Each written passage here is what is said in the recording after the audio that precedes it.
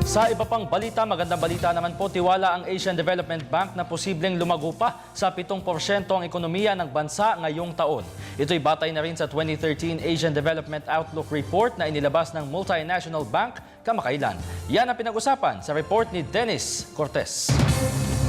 Itinaas ng Asian Development Bank ang economic forecast nito sa bansa ngayong taon. Batay sa Asian Development Outlook Report ng Multinational Bank, posibleng pumalo sa 7% ang ating gross domestic product.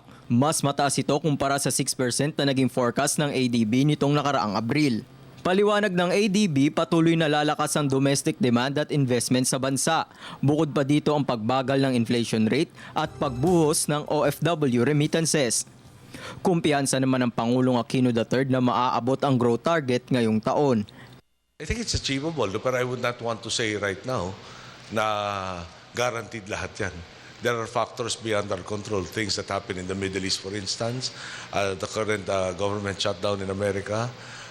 But there are also positive factors like the seemingly rebounding of the Japanese economy, amongst others, that are positive factors. And I will not state categorically a particular number, but we will continue to strive to make the GDP figure that much higher. Tanging ang Pilipinas lang ang tumaas ang growth forecast sa Southeast Asia, habang nananatili naman sa dating record ang GDP forecast ng Vietnam at Singapore. Ibinaba naman ng Multinational Bank ang pagtaya sa ekonomiya ng Asya sa 6% ngayong taon.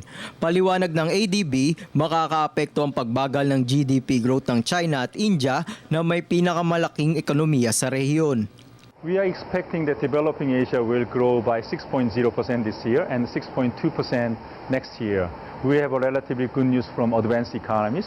On the other hand, growth rate of the Asia's two giants, China and India, is moderating. Inaasahan naman ng ADB na posibleng pumalo ang ekonomiya ng Pilipinas sa 6.1% sa 2014.